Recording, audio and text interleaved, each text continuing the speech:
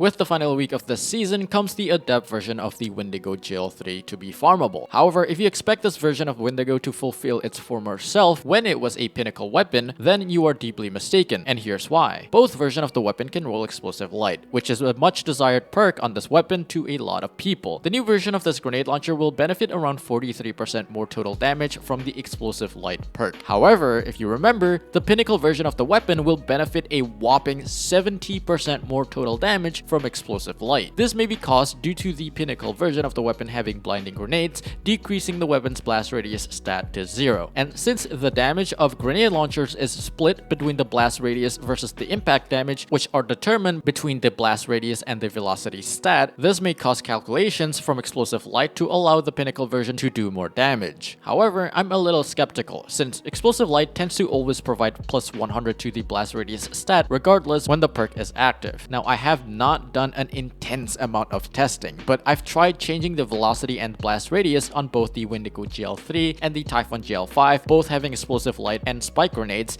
and in all scenarios in which explosive light is active, the damage between the explosion and the impact are all identical, at least to this specific Lost Sector boss. Let me know in the comments if I'm missing something. Another possible reason is that the perk just works differently on the Pinnacle version of the weapon, since we've seen this happen with 𝚖𝚜𝚜𝚜, which offers a much higher damage increase to the Pinnacle weapon, 21% delirium, compared to the newly added weapons with this perk. Granted, unlike explosive light, the 𝚖𝚜𝚜𝚜 perk used on the 21% delirium is independent compared to the ones present on everything else. What I will say though is that the lower damage increase from explosive light is probably what allows Bungie to increase the base damage of grenade launchers starting in Lightfall, so that explosive light wouldn't be the most demanding perk on the archetype while also maintaining its usability across the game when compared to other DPS options. Regardless, I hope this video helps, and if you find it to be interesting, consider watching this video on screen right now. Thank you guys for watching, and I will see you guys next time.